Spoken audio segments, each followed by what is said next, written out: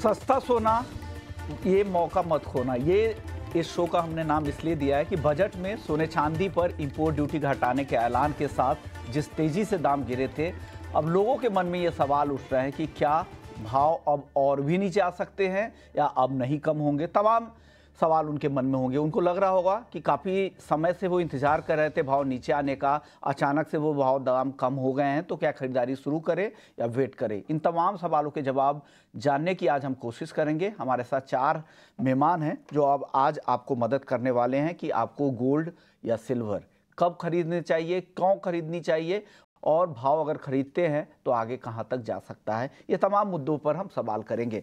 हमारे साथ मानव मोदी होंगे, मोतीलाल ओसवाल से बुलियन एनालिस्ट हैं। वीरेन वकील साहब है पैराडाइम कमोडिटी से। आशीष पेटे हैं, डायरेक्टर हैं वामन हरी पेटे ज्वेलर्स के, और साथ ही महाराष्ट्र के बड़े ज्वेलर्स में उनका नाम आता है। और राहुल मेहता है, चांदी के बड़े ज्वेलर हैं, एमडी हैं सिल्वर एम्पोरियम के। आप सभी मेहमानों का बहुत बहुत शुक्रिया। लेकिन सबसे पहले आपको वित्त मंत्री की वो बाइट मैं सुनवाना चाहता हूं जिसमें उन्होंने इंपोर्ट ड्यूटी में कटौती का ऐलान किया था, क्योंकि ये कटौती बाजार के अनुमान से काफी ज्यादा थी। आइए सुन लेते हैं।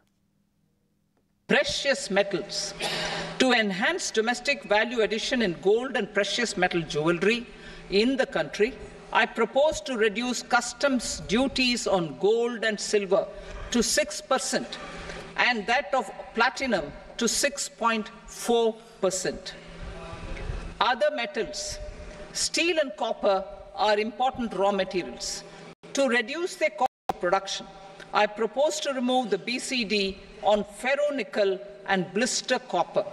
I am also continuing with nil BCD on ferrous scrap and nickel cathode and concessional BCD of 2.5% on copper scrap.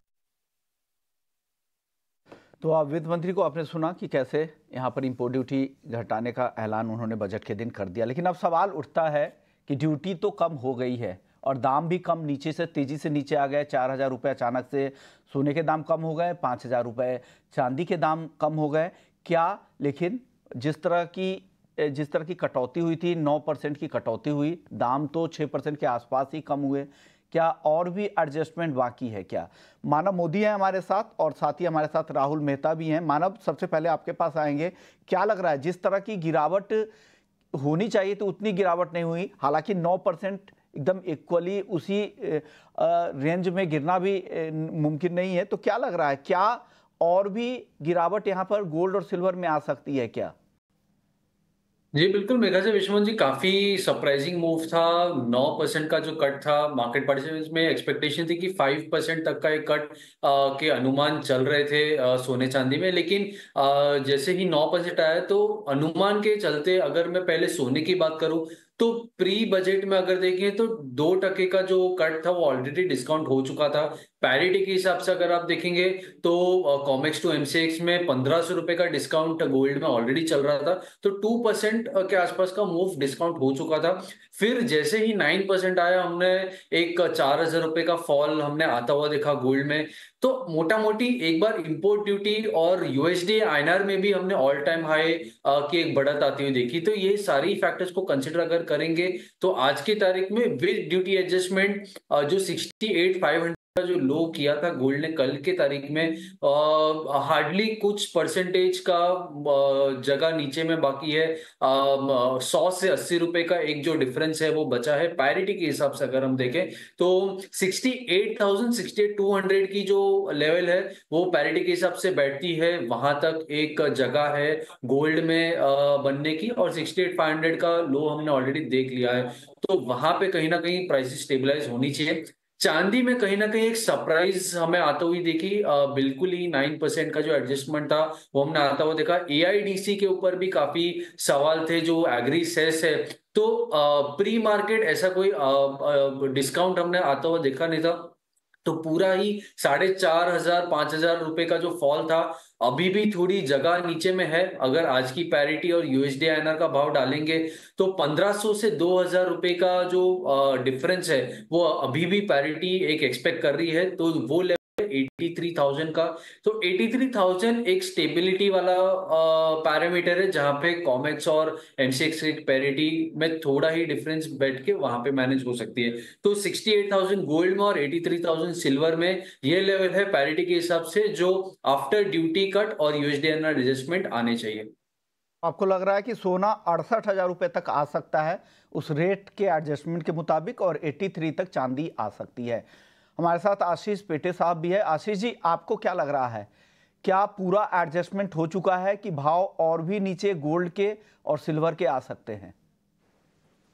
नमस्ते विष्णु मोहन जी। नमस्ते सर। यस, सभी को जो एक क्या कहते हैं, हैप्पी सरप्राइज सबके लिए था कि 9% ड्यूटी कट हुई थी। सब लोग एक्साइटेड थे, और प्राइसेस एक्सपेक्टेड लाइंस पे सोने में तो पक्का करेक्ट हुई थी।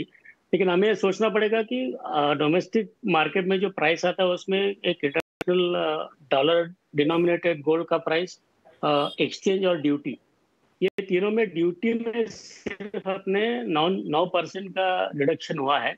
Rest of all the parameters have remain same, geopolitical हो, कोई भी हो, या यूएस का इकोनॉमी का मैटर ले लो, जो भी हो, या सेंट्रल बैंक का बाइंग, तो बाकी पैरामीटर जो सोने को सपोर्ट दे रही थी, जिसके लिहाज से जो बुल रन सोने का चालू था, उसमें फंडामेंटली कोई भी चेंज नहीं आया है। ओनली ये कस्टम ड्यूटी का जो रिडक्शन है उसका करेक्शन हमने देखा है। तो जो मूवमेंट था गोल्ड का, उसमें थोड़ा ये डिप आया है because of that particular thing. तो आगे चल के मुझे लगता है जो ओरिजिनल सोने की चाल थी वो कंटिन्यू रहेगी। और ये जैसे अभी पहले गेस्ट ने कहा कि 68-200 तक का एक बार बॉटम दिख सकता है, लेकिन जो पहले सोने का चाल था वही आगे चलेगा। क्योंकि कल भी आपने अगर देखा होगा तो 2400 के नीचे जाने के बाद पैसे सस्टेन नहीं हो पाई थी, वापस 2400 के ऊपर आ गई है, विच मीन्स इनहेरेंट स्ट्रेंथ या सपोर्ट सोने का अभी भी जिंदा है। तो सोना पुरानी चाल ही चलता रहेगा, चाल चलेगा। जो एडजस्टमेंट होना तो हो गया, थोड़ी बहुत गिरावट और बची है। जैसा मानव कह रहे थे, बुलियन को वो काफ़ी क्लोजली ट्रैक भी करते हैं, और 68,000 रुपये तक सोना और 83,000 तक चांदी आ सकती है, ड्यूटी का अगर पूरी तरह से वो यहाँ पर एडजस्टमेंट दिखता है तो। अदरवाइज अब यहाँ से जो चाल होगी इंटरनेशनल चाल के हिसाब से होगी। अब राहुल जी, आप बताइए, आपको क्या लग रहा है चांदी पर? आप बताइए, चांदी में क्या कितनी गिरावट की संभावना और आपको नीचे की तरफ दिख रही है? चांदी में जैसे अभी बताया गया है कि जैसे ड्यूटी का एडजस्टमेंट करने दिखे तो चांदी 83,100 से लेके 200 के बीच तक नीचे आ सकती है, ड्यूटी का एडजस्टमेंट देखने जाए तो। मगर ओवरऑल जो मार्केट में स्ट्रेंथ है और ये भाव में बाइंग काफी अच्छी आ रही है, काफी लोग रुके हुए थे चांदी में करने के लिए काफी टाइम से, तो वो सब इन्वेस्ट हम लोग लास्ट 2-3 दिनों से काफी, मतलब कल से काफी अच्छी हरकत देख रहे हैं सोने और चांदी दोनों में। डिमांड किस तरह की है राहुल जी? अगर दाम कम नीचे आए हुए हैं तो लोग खरीदने आ रहे हैं क्या? कुछ अचानक से लोग आए हैं क्या कल? चांदी की डिमांड डायरेक्टली इम्पैक्ट होती है प्राइसेस से।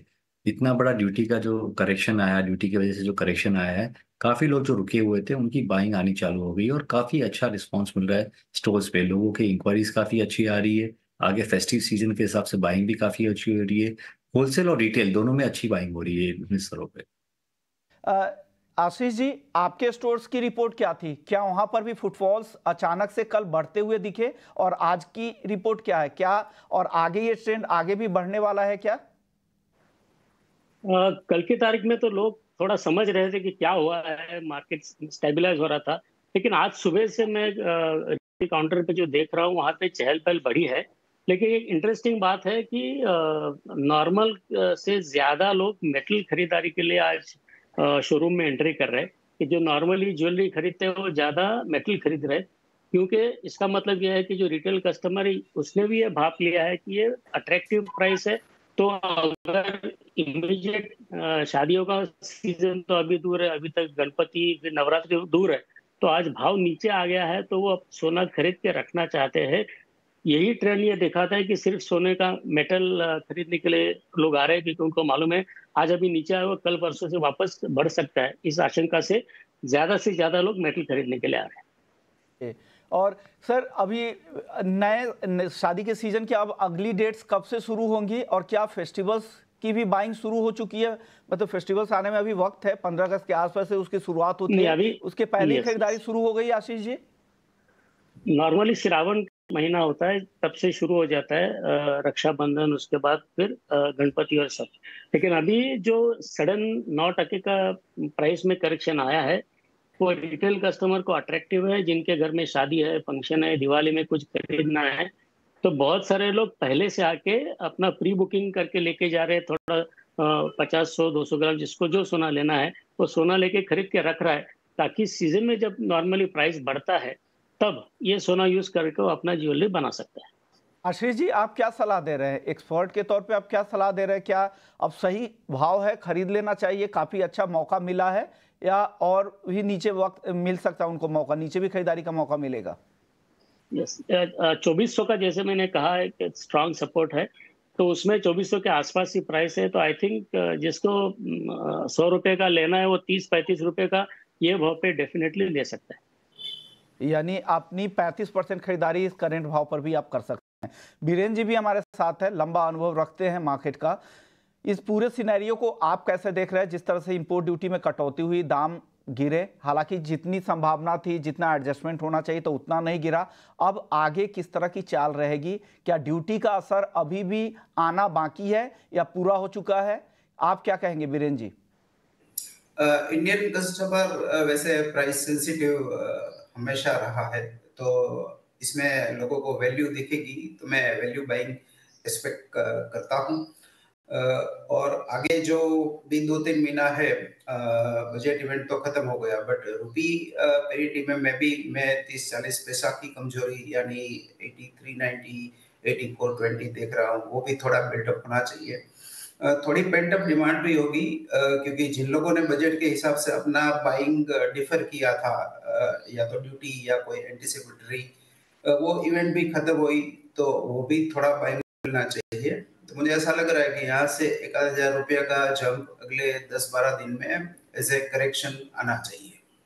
इस लेवल से 1,000 रुपये का जंप, या नीचे फिर 500-1,000 रुपये आने के बाद से वहां से 1,000 का जंप? बीरेन जी, ये मेरे हिसाब से जो लिक्विडेशन, जो वो रिएक्शन मैं समझूंगा एक हिसाब से इसका, वो शायद अब खत्म हो जाएगा। और यहाँ की ड्यूटी कम हुई है, तो वहाँ नेचुरली कॉमेक्स में भी रिस्पांस आएगा उसका, वो हल्का सा पॉजिटिव आएगा। कल के लो से 2387 का कल लो था स्पॉट गोल्ड का, जो अभी 2415 है। मैं समझता हूँ वो मे बी 2430 2440 तक शायद जाना चाहिए।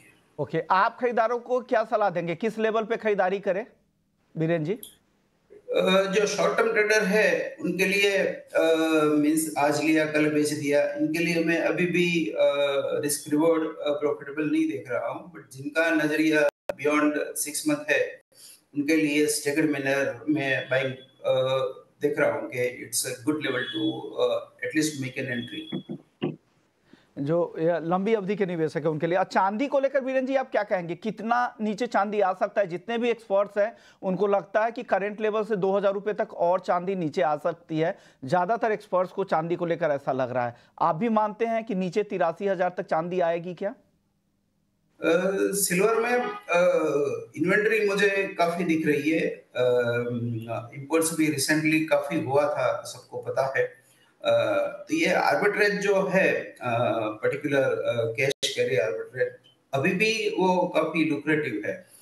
मुझे ऐसा लग रहा है कि अभी भी इसमें कंपेयर टू गोल्ड इसमें डाउनसाइड अभी भी है, क्योंकि गोल्ड को जो जियोपॉलिटिकल रिस्क का या पैनिक प्रीमियम का जो फायदा मिल रहा है वो सिल्वर को नहीं मिल रहा है। सिल्वर शांति के समय में बढ़ती है, गोल्ड तनाव के समय में बढ़ता है।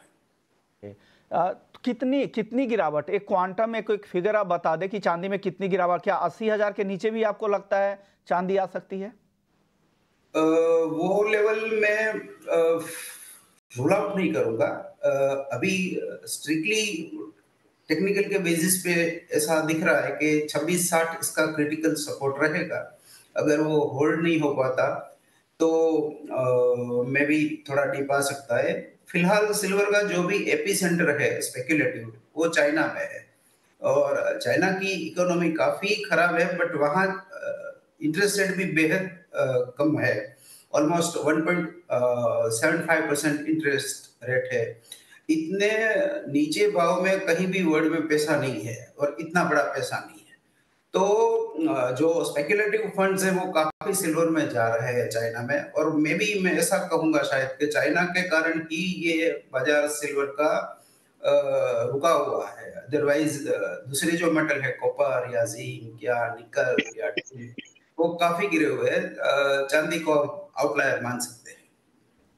लेकिन हालांकि आपने एग्जैक्ट फिगर नहीं बताया। राहुल जी आप बताइए, क्या आपको लगता है कि चांदी 80,000 के नीचे भी आ सकती है क्या? 80,000 के नीचे आने के चांसेस कम है। 83,200 तक मुझे लग रहा है वहां तक आ सकता है। मगर ये भाव में भी चांदी खरीद के मीडियम टू लॉन्ग टर्म के हिसाब से बाइंग चालू कर सकते हैं। 83,200 का वेट नहीं करना चाहिए, ये भाव पे बाइंग स्टार्ट कर देनी चाहिए, क्योंकि ऊपरी स्तरों पे अपन ने 94,000 से लेकर 96,000 के रेट देखे। ये ड्यूटी का करेक्शन हो गया, करीब करीब अभी 85,000 के आसपास चल रहा है। तो ये अच्छे दाम है चांदी की लॉन्ग टर्म बाइंग करने के हिसाब से।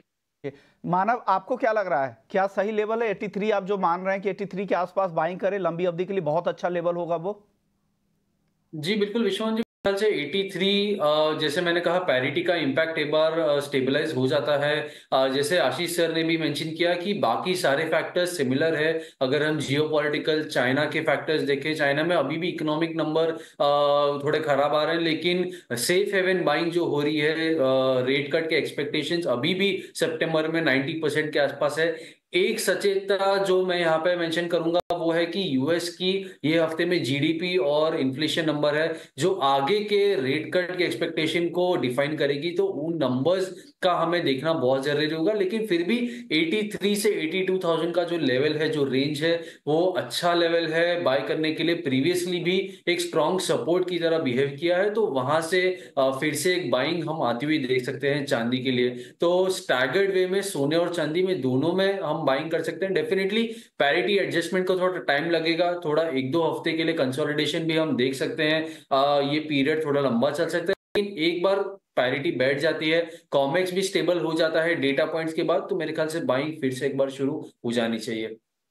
चलिए, बजट में इस फैसले के बाद अब काफी लोग ये मानकर चल रहे हैं कि हो सकता है कि गोल्ड सिल्वर पर जीएसटी को बढ़ा दिया जाए, जो 3% है उसे बढ़ाने की संभावना भी फिर से चर्चा हो रही है। हालांकि इस तरह की कोई खबर नहीं है, न ही किसी अधिकारियों की तरफ से या हमारे सोर्सेज की तरफ से इसकी पुष्टि की गई है, लेकिन कई सारे ज्वेलर्स के ग्रुप हैं उसमें इस बात की चर्चा हो रही है।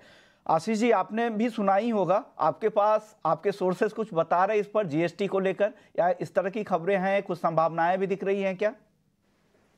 नहीं, ऐसी चर्चा हुई है, लेकिन मुझे इसकी शक्यता बहुत कम लगती है, बिकॉज ये इतना सिंपल मैथमेटिक्स नहीं कि यहाँ पे रेवेन्यू लॉस हो गया तो यहाँ पे बढ़ा के रेवेन्यू रिकवर कर लिया। इतना सिंपल ये होता नहीं है।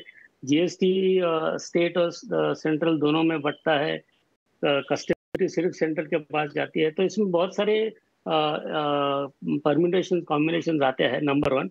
और नंबर 2, गवर्नमेंट ने जो इतना बढ़िया कदम उठाया है कस्टम ड्यूटी कम करके, जो पैरेलल इकोनॉमी में जो सोना क्या कहते हैं स्मगल होके आ रहा था, उसको रोकने के लिए बहुत ही बढ़िया कदम उठाया है। अगर जीएसटी बढ़ाते हैं तो it will be as good as supporting that, क्योंकि जितना अपफ्रंट कस्टमर को टैक्सेशन बढ़ता हुआ दिखेगा, उतना कस्टमर ही विदाउट बिल के पीछे भागेगा। तो आई डोंट थिंक कि ये स्पेशल रेट जो पूरा सोच विचार करके जीएसटी काउंसिल ने जेम एंड ज्वेलरी सेक्टर को दिया था, वो इतनी इजीली उससे टाइम पर होगा, ऐसा मुझे नहीं लगता है। इससे नेगेटिव सेंटीमेंट होगा, एक हाथ से लेना दूसरे हाथ से देना, आप जो मकसद है वो भी पूरा नहीं होगा। चलिए, वक्त है ब्रेक का। ब्रेक के बाद जब हम लौटेंगे तो हमने तो ये तो जान लिया कि आपको कब खरीदना चाहिए, किस लेवल पे खरीदें। अगर छोटी अवधि के निवेशक है तो खरीदें, लंबी अवधि के है तो कब खरीदें। लेकिन अगर आप खरीदते हैं तो साल अंत तक भाव क्या हो सकता है, या आगे कहाँ तक सोने का और चांदी का भाव जा सकता है, ये हम अपने चारों एक्सपर्ट से जानेंगे ब्रेक के बाद।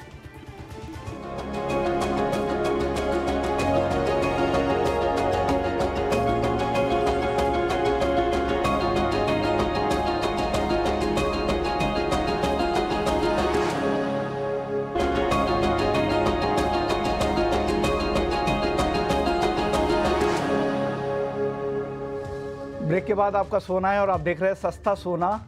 ये मौका मत खोना, क्या ये मौका है? अगर ये मौका है तो अगर आप खरीदते हैं करंट लेवल पे या थोड़ी बहुत गिरावट के बाद, तो साल अंत तक या अगले साल तक कहां तक जा सकता है, हम अपने सभी मेहमानों से जानते हैं। बीरेन जी, आप बताइए, सोना और चांदी दोनों में अगर कोई खरीदता है तो साल अंत तक के लिए आपका टारगेट क्या है, और 2025 तक के लिए आपका सोने का टारगेट क्या है, और चांदी का भी, दोनों में बता दीजिएगा सर।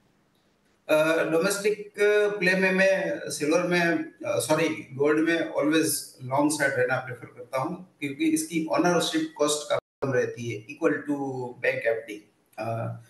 और जहां तक टारगेट का सवाल है, तो मुझे ऐसा लग रहा है कि साल के अंत तक में भी हम इसको करीबन 75 से 77 तक देखेंगे, बारिंग एनी एबनॉर्मल कंडीशन। अगर यूएस इलेक्शन में कुछ एबनॉर्मल होता है तो मे भी जियोपॉलिटिकल रिस्क बढ़ भी सकता है।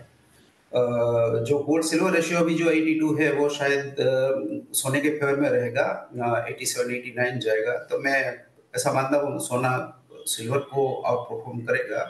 सिल्वर के लिए टेंटेटिव टारगेट शायद ऐसा रहेगा कि मे बी 1992 साल का अंत में, इन द ऑप्टिमिस्ट सिनेरियो। लग रहा है कि चांदी इस साल अब फिर से नया रिकॉर्ड नहीं बनाएगी और 75 से 77 हजार रुपए सोने का टारगेट साल अंत तक, नॉर्मल सिनेरियो रहा तब, यही है ना बीरेन जी? मुझे संभव ऐसा लग रहा है कि क्योंकि पिछले 10-12 साल में मैंने सिल्वर को फर्स्ट टाइम जो बेयर मार्केट देखा, वो 74 से 35 तक आया 2011-12 में। उसके बाद कोरोना वैक्सीन अनलॉकडाउन जब हुआ, तब 78 से 52 देखा मैंने सितंबर 2022 में।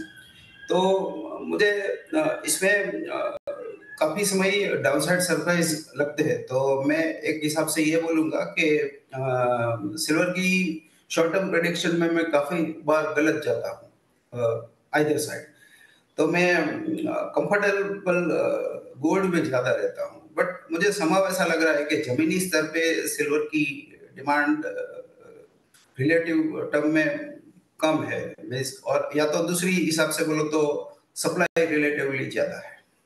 आशीष जी, आप बताइए, आप क्या सोचते हैं, क्या कहां तक सोना इस साल के अंत तक जा सकता है और चांदी कहां तक जा सकती है? विष्णु जी, हमने जब पहले कस्टम ड्यूटी रिडक्शन के पहले बात किया था, तो हमने सोचा था कि लगभग सोना 77-78 तक जाएगा और चांदी 98 टू अबाउट लाख रुपीस तक जाएगा, ऐसा हमारा मानना था। लेकिन with this correction I would revise my target कि सोना 73 और 75 के बीच में ईयर एंड तक आ सकता है, और चांदी लगभग 90,000 के आसपास ईयर एंड तक आ सकती है विद दिस करेक्शन।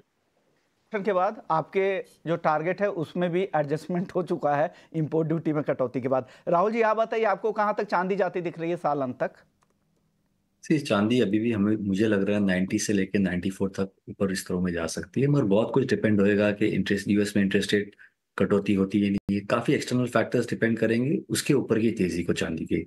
तो अभी भी 90 से लेकर 94 के बीच में हमें चांदी लग रही है ऊपर के भाव में, और बाकी डिपेंड करता है यूएस में रेट कट होते हैं या फिर ओवरऑल ग्लोबल सिचुएशन में कोई बड़ी चेंजेस आते हैं, तो उसके हिसाब से चांदी और भी आगे बढ़ सकती है। आप मानव छोटा जवाब दीजिएगा, वक्त बहुत कम है, गोल्ड और सिल्वर का टारगेट ईयर एंड के लिए। जी बिल्कुल, आई थिंक जो तेजी का माहौल है वो थोड़ा डिले हो गया है बिल्कुल, लेकिन डोमेस्टिक फ्रंट पे लेकिन अभी भी तेजी का माहौल बना हुआ है। तो सोने में अगर बात करें तो 74 से 76,000 के बीच में होना चाहिए, और हमारा जो 12 महीने का टारगेट है वो 81,000 का है, वो अभी भी हम इंटैक्ट रहेंगे। सिमिलरली चांदी की बात करें तो चांदी में इमीडिएट बेसिस पे 90-9500, थोड़े लंबे समय के लिए अगर बात करें तो 94 से 96,000 जो ऑल टाइम हाई के करीब है वहां पे आना चाहिए। और जो लंबा हमारा टारगेट है 12 से 15 महीने का 1.25 लाख का, वो हम अभी भी स्टिक रहेंगे। डेफिनेटली पेस थोड़ा जो डिले हो गया है, लेकिन बुलिश जो मोमेंटम है वो जियोपॉलिटिकल फैक्टर्स की वजह से कंटिन्यू हो सकती है। ये आप चारों मेहमानों की राय है गोल्ड और सिल्वर को लेकर कि साल अंत तक और अगले साल तक भी भाव कहां तक जा सकता है। शुक्रिया आशीष जी आपका, राहुल जी आपका, मानव और वीरेंद्र सर आपका, आप सभी का बहुत बहुत शुक्रिया। तो इस खास पेशकश में फिलहाल इतना ही, बाकी खबरों के लिए आप बने रहिए।